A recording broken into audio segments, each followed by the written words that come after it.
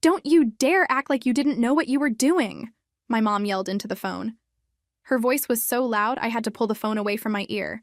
We're family. You can't just leave us because your feelings got hurt. I sat in my home office, staring at the December rain tapping on the windows of my townhouse in Austin. I felt frozen and angry at the same time. Everything I believed about my family had just fallen apart.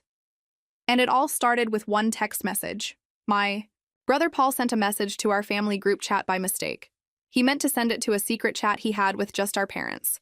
My name is Mary Tyler. I'm 37 years old. Until yesterday, I thought I was doing the right thing, helping my parents with their retirement costs. I built a successful marketing consulting business after college. 6 years ago, when the business really started to grow, I began sending my parents extra money every month. They always had money problems, and I wanted to help them relax and enjoy life without worrying about bills. What I didn't know was how they truly saw me. The family ATM just sent another $4,000, Paul had written. Then my dad replied, LMAO, keep that gravy train going. She's too dumb to know we're using her. Then my mom added, I just bought those golf clubs your dad wanted. Mary would lose it if she knew her money wasn't going to medicine. More screenshots kept coming. Years of texts about how to trick me, how to use my kindness, how to get even more money from me. I couldn't breathe as I read them all. Paul tried to delete the messages, but it was too late. I had seen everything, 4 years of them laughing, behind my back. Planning expensive trips while telling me they couldn't afford their pills. Buying new cars while saying their heating bill was too high. My phone hasn't stopped ringing or buzzing since. My dad said they were just joking. My mom... Well, she screamed. Paul said I was taking everything the wrong way. He claimed he only went along with it to stay on our parents' good side. But their own words showed the truth. The rain outside got heavier, just like the anger building up inside me. I had been paying for their comfortable retirement for years, thinking I was helping them survive. But while I was trying to help, they were living a good life, laughing at me behind my back and using me. They thought their dumb, successful daughter was easy to fool. The betrayal hurt more than I ever expected. A loud knock at the door pulled me out of my thoughts. I walked over, still holding my phone. I looked through the peephole. Paul was standing there, soaked from the rain. He looked desperate. I felt my jaw tighten. I didn't want to talk to him, but maybe it was time to hear him out. I also had some things I needed to say. I opened the door but didn't let him in. What do you want? I asked. Paul looked miserable, rain dripping from his hair. Mary, please, can I come in? I can explain everything. Explain what? How you've all been laughing at me for years?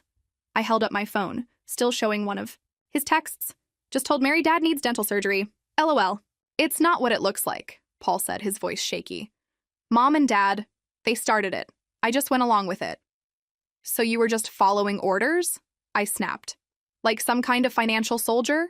The words came out harsher than I meant, but I couldn't stop myself. I've been sending $4,000 every month, Paul. That's $37,000 a year. For 6 years. Do you know what that adds up to? Paul looked at the ground. I know it's a lot. $181,000, Paul. And that doesn't even include the extra money I sent for Dad's medical bills or Mom's broken furnace last winter. I felt sick saying it. I remembered how I skipped a vacation to send them another $6,000 for a furnace that probably never broke. Look, I know they took it too far, Paul said. But they're getting older. They're 70, not 100. Dad's still golfing every weekend with the expensive clubs I paid for, thinking he needed medicine. I was shouting now. I didn't care if the neighbors heard. Please, Mary. They're freaking out. Dad's worried about his heart meds. I let out a bitter laugh. The fake meds, or the real ones I've been paying for while you all spend the money on luxury stuff? Paul's face fell. I messed up, he whispered. No, Paul said. But they really do need your help now. They've gotten used to the extra stuff. They can't even pay their mortgage without you. The mortgage on the lakeside condo they bought last year? I asked, while telling me they were struggling to pay rent on a small apartment. A strange calm came over me. I think you should leave, I said. Mary, please. No, I've heard enough of Mary, please. I'm not Mary, please anymore. I'm just Mary, and Mary is done. After Paul left, I sank into the couch, my whole body shaking. The screenshots from their secret group chat played over and over in my head. In one, my dad had written, "Just told Mary the roof is leaking. Let's see how much we can get out of her this time." My mom replied, "She's such a sucker for helping family. I almost feel bad. Almost." Then Paul added, "Maybe we should start betting on how fast she sends the money." To them, I wasn't family. I was just an ATM, someone to use, a joke. I opened my laptop and logged into my bank account. There it was, $4,000 sent every month for the past 6 years. And then all the emergencies, another $41,000 gone. Dental work that never happened. Car repairs for problems that weren't real. Medical bills for treatments they never got. And what did I give up? I waited 2 extra years to buy my own home, thinking they needed help with rent. I worked 72-hour weeks to pay for my life and theirs. I skipped vacations, bought used furniture, and cut back on my own needs so they could live comfortably. And for what? So they could laugh at me? Buy golf clubs and go on cruises while I worried if they had enough to eat? I opened another tab and logged into the investment account I had secretly created for them 4 years ago. My surprise gift for when they turned 75. A retirement fund. I had been putting in $2,000 every month. The balance showed just over $43,000. My finger hovered over the close account button, but I didn't press it. Not yet. I needed to think clearly. I called my best friend Jessica. She's also my lawyer. "They did what?" she almost shouted after I told her everything. "I know," I said. My voice felt empty. "I've been so stupid." "No, Mary, you've been kind. They're the ones who should feel ashamed." Her voice softened. "What do you want to do now?"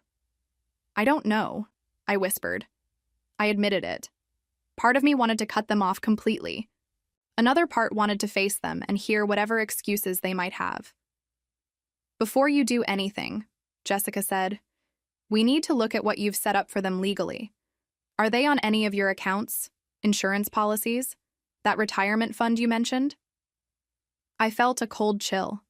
I hadn't even thought about how connected we still were financially. Besides the monthly bank transfers and the investment account, I had added them to my premium health insurance plan 3 years ago as dependents. My dad's heart medication, if it was even real, was being paid for through my insurance. They were also listed as beneficiaries on my life insurance policy. "I need to untangle all of this," I said out loud. "One step at a time," Jessica said. "First, gather proof of everything you've given them. Bank records, texts, anything. Second, make a list of all the financial ties you want to end. Fourth, decide if you want to explain to them why you're doing this." Right after we hung up, my phone buzzed. It was a text from my mom. "Your father is very upset. His blood pressure is through the roof because of your behavior. We need to talk now." Something inside me hardened. They were still trying to manipulate me, even now. They still thought I'd drop everything just because they mentioned a health issue. Not anymore. I opened my laptop and started taking screenshots of every monthly payment I had sent. Then I opened a new document and titled it Family Financial Support, 6 years. I listed every emergency they had claimed, every dollar I had sent, and every sacrifice I had made. By the time I finished, it was 14 pages long. The truth was clear. I wasn't just hurt. I was done. The next morning, I woke up feeling clear-headed for the first time in years. I knew exactly what I needed to do. Before I had time to second-guess myself, I called into work and told my assistant I needed a personal day. This was going to take all my focus. "Mary Tyler speaking," I said when my phone rang 30 minutes later. "Miss Tyler, this is Timothy from Kentucky Community Bank. I'm calling you back about closing an investment account." "Yes, thank you for calling me so quickly." I took a deep breath. "I need to close the supplemental retirement account I set up for Brian and Barbara Tyler." "I see. May I ask if there's a problem with the account?" "There's no problem with the account," I said calmly. I said, "Just a problem with who the money was meant for." After Timothy confirmed my identity and that I had full control of the account, he explained the steps. Since I was the only person listed on the account and it was set up as a gift, I could close it without telling my parents or getting their permission. The $3,500 in the account would be sent back to my main bank account within 4 business days, Is there anything else I can help you with today, Miss Tyler? He asked. Actually, yes, I said. I want to cancel all monthly transfers to the joint account of Brian and Barbara Tyler. That's currently set at $4,000 per month, correct? Correct, I said firmly. Please stop it immediately. Step 1. Done. Next, I called my health insurance provider. This part was harder. You can only remove dependents in the middle of the year for certain approved reasons, and finding out your parents were lying to you wasn't one of them. But after I explained everything to a helpful representative named Ronald, he found a way. Since they live in their own home and you no longer pay over 60% of their expenses, we can count this as a change in dependent status, he explained. They'll get a notice saying they've been removed from your policy at the end of the month. That gives them 30 days to find new coverage. That's perfect, I said. Thank you for understanding. Family stuff can be tough, Ronald said gently. I've been through it too. Step 3. Done. Changing the life insurance was the easiest of all. I filled out a simple form online and removed my parents as the people who would get the money if anything happened to me. I replaced them with a local children's charity. By noon, I had cut almost every financial tie with my family, all except one, my brother Paul's student loan. I'd been paying $800 a month for 4 years. He still had 3 years left. That one made me pause. Paul had been part of the lies, but he also seemed like he felt bad. Was he just doing what our parents wanted, or was he only sorry because he got caught? Just then, a text from Paul popped up on my screen. Mom and Dad are freaking out. Dad says his prescription was denied at the pharmacy. What did you do? That told me everything I needed to know. No apology, no responsibility. Just more pressure to send money again. I replied, their consequences are not my problem anymore. The phone rang right away. It was Paul. I let it go to voicemail. Instead, I opened my email and began writing a formal letter to my parents. I attached the 14-page document I had created the night before. I gave the email a simple title, Financial Support Provided, 2019 to 2024. The message read, Brian and Barbara. Attached is a full record of the financial support I have given you over the past 6 years. The total is $225,800. You have been removed from my health insurance effective October 31st, and the retirement account has been closed. Your own messages, saved in screenshots, show how you lied to me, used me, and made fun of my kindness. Do not contact me again unless it is to return the money you took by lying. Mary Tyler. I read the email twice, attached the document, and hit send. Step 3. Done. Then I blocked their numbers on my phone, removed them from my social media, and sat back in my chair. I was exhausted but also relieved. For the first time in years, my money was truly mine. I enjoyed 3 peaceful days before they found another way to reach me. At 9:10 p.m., while I was reviewing work, the doorbell rang. I looked through the peephole and saw my parents and Paul on my front porch. Their faces showed a mix of anger and fear. I didn't open the door. Instead, I called Jessica. They're at my house, I whispered as if they could hear me. Don't let them in, Jessica said firmly. If they won't leave, call the police. You have the right. That feels like a lot, I said. Trust me, Mary. Once they're inside, it'll be much harder, emotionally and legally. The doorbell rang again. Then came pounding. Mary, my dad shouted. We know you're in there. You can't just shut us out without talking. I sent Paul a text. I have nothing to say. Please leave or I'll call the police. Through the peephole, I saw Paul check his phone, show it to my parents, and start arguing with them. My mom was crying. My dad's face was red with rage. Finally, they left, but not before my dad yelled, You're going to regret this, Mary. We're family. You can't just walk away. The irony wasn't lost on me. They had walked away from treating me like family a long time ago. They saw me as nothing more than a source of money. The next morning, the emails started. My mom sent a long one, full of guilt, saying my dad's health was getting worse without his medication. My dad sent a short, angry message telling me to stop this childish behavior now. Paul begged me to reconsider, saying they couldn't make their mortgage payment without my help. I forwarded every message to Jessica without replying. 2 days later, I got a certified letter in the mail from my parents. Inside was a handwritten note from my mom. Mary, we don't understand why you're punishing us like this. Yes, we made a few jokes in bad taste, but that's what families do. Your father's heart medicine costs $600 a month without insurance. Our mortgage is due next week, and we can't pay it without your help. We might lose our condo. Is that what you want? For your elderly parents to be homeless? Please stop this and talk to us. I almost laughed at the word elderly. They were only 70 and both healthy. In fact, my dad's golf game looked great in the country club photos Paul had accidentally included in one of the texts. Just to be sure, I called the pharmacy where my dad gets his medicine. I pretended to be my mom. I'm calling about my husband Brian Tyler's heart medication, I said. How much is it without insurance? Let me check, the pharmacist said. After a moment, they answered, It's $50 for a 30-day supply, Mrs. Tyler, not $600. Another lie. That evening, Paul showed up outside my office just as I was leaving. He looked awful, tired, with dark circles under his eyes and messy clothes. Mary, please, he said, stepping in front of me. They're falling apart. Dad's talking about bankruptcy. That's not my problem, I said, trying to move past him. How can you be so cold? They're our parents, are they? Real parents don't take advantage of their kids. Real parents don't laugh behind their daughter's back and call her stupid. They made mistakes, but no, I interrupted. A mistake is forgetting someone's birthday. What they did was planned, and they did it for years.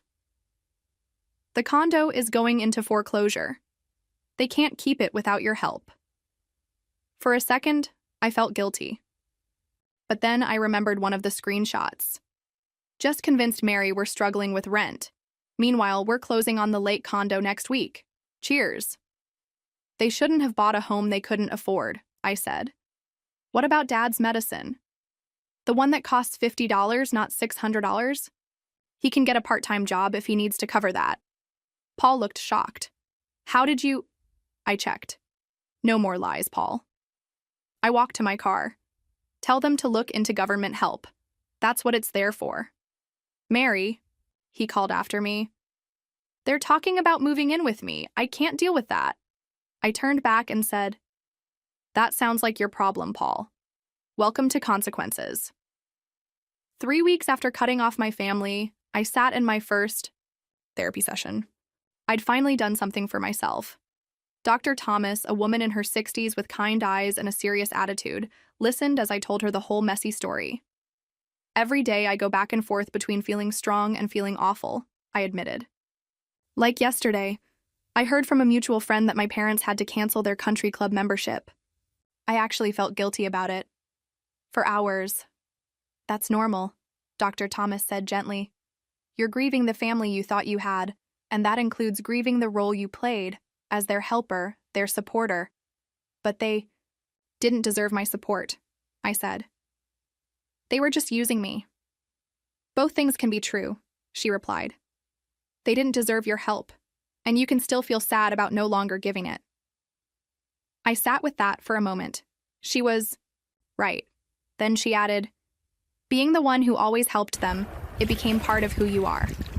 Now you're figuring out who you are without that role.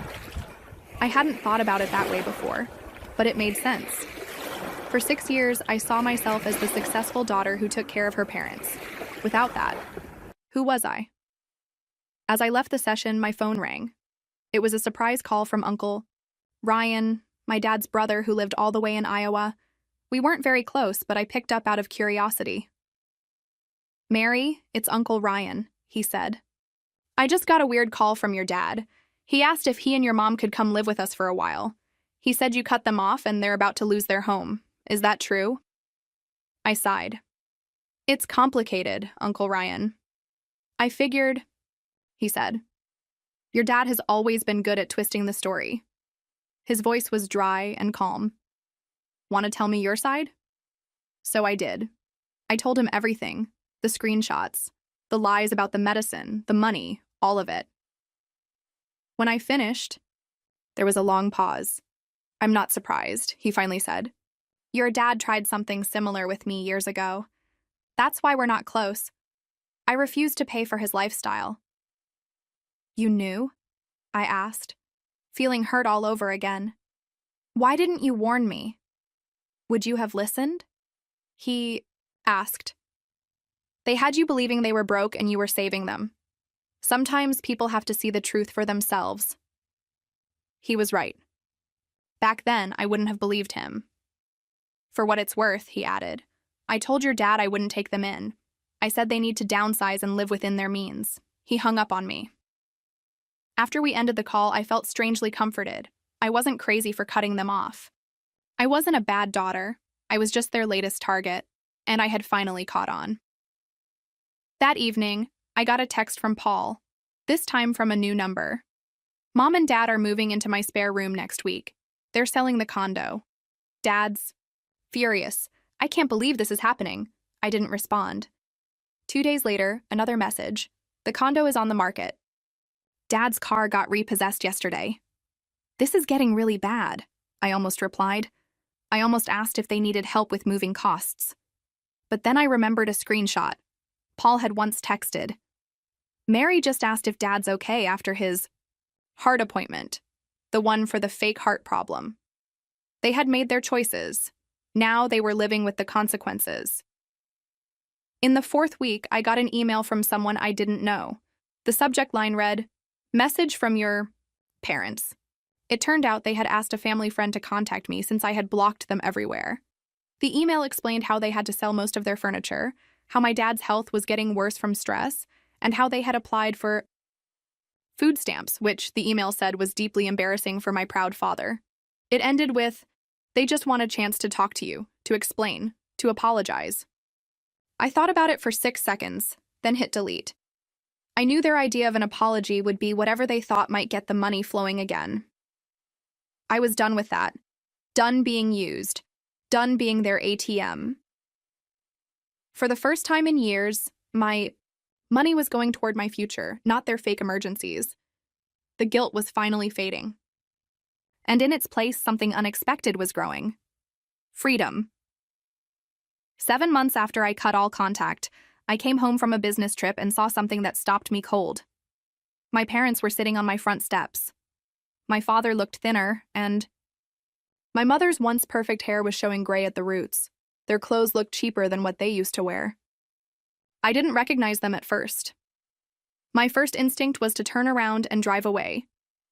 But I remembered what Dr. Thomas and I had talked about in therapy. I was stronger now. I could face them, and not fall back into their trap. I parked in the driveway and slowly walked up to them, my heart pounding. What are you doing here? I asked. Mary, my mom said, her voice shaky. Please, we just want to talk. We've learned our lesson, my dad added. These past months have been awful. I unlocked the door and said, You have 6 minutes. They walked inside and sat stiffly on the couch, not saying a word at first. I stayed standing with my arms crossed while they sat. We're sorry, my mother began. We never should have taken advantage of your kindness. My father nodded. We've lost everything, the condo, the car, our savings. We had to move in with Paul, and his place is so small your mom has to sleep on a pull-out couch. The country club took away our membership, my mom added. All our friends there have stopped calling. My medicine has been so expensive. Without your insurance, my dad continued. Medicare doesn't cover it all. I listened to them list all the things they had lost. I waited for a real apology, but it never came. There was no, we're sorry we hurt you, or we were wrong to mock you. Just a long list of their problems, as if everything that went wrong was my fault. Is that it? I asked once. They stopped talking. We want to make things right, my mother said. We've really suffered, Mary. We've learned our lesson. What lesson would that be? I asked. They looked at each other, unsure. That we shouldn't have taken you for granted, my dad finally said. Translation. They just regret getting caught. No, I said quietly. You haven't learned anything. What do you mean? My mother asked, her voice getting a little sharper. We came all this way to apologize. No, I said. You came all this way to tell me how hard things have been without my money. Not once have you said how much you hurt me. Not once have you taken real responsibility. We said we're sorry, my father said. For getting caught, I replied. Not for what you did. I took a deep breath. In the past 7 months, I've spent a lot of time thinking about what a healthy family looks like. And this, I gestured between us, this isn't it. It's not using your child for money. It's not laughing at her behind her back. My mother's face turned cold. So you're just going to punish us over a few jokes? This isn't punishment, I said firmly. This is me protecting myself from people who've shown they don't really care about me. We're your parents, my dad said. Like that should fix everything. And I was your daughter, I replied. Not your personal bank. Then I walked to the door and opened it. I wish you well, I said. I really do. I hope you figure out how to live within your budget. But I can't be part of your lives anymore. You don't mean that, my mother whispered, her eyes filling with tears. We need you. That's the problem, I said. You don't need me. You need what I can give you. That's not the same thing. My father stood up, and his earlier regret quickly turned into anger. So that's it? After everything we've done for you? What exactly have you done for me, Dad, besides take and take and take? I asked. He didn't have an answer. As they walked out the door, my mom turned back. You'll regret this, Mary. In the end, family is all you have. I shook my head. No, Mom. Family is supposed to be the people who love you no matter what. I've built that kind of family with my friends. What you gave me was just a deal. Give us money, and we pretend to care. I closed the door behind them and leaned against it. I listened as their footsteps faded down the walkway. I thought I might feel sad or guilty, but I didn't. What I felt was peace. The ATM was closed for good, and for the first time in my adult life, I was truly free.